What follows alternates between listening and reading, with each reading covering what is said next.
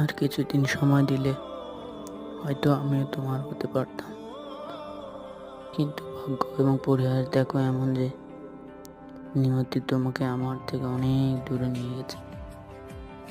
হয়তো তুমি ভাবছো আমিও ভালো আছি, আর আমি হয়তো ভাবতেছি তুমি হয়তো ভালো আছো। পরিশেষে এটাই যে আমরা কেউ ভালো নেই। তবে নিয়তি কেন এমনটা করলো জানি না, তবে আজও তোমাকে ভীষণ মনে পড়ে। Miss you.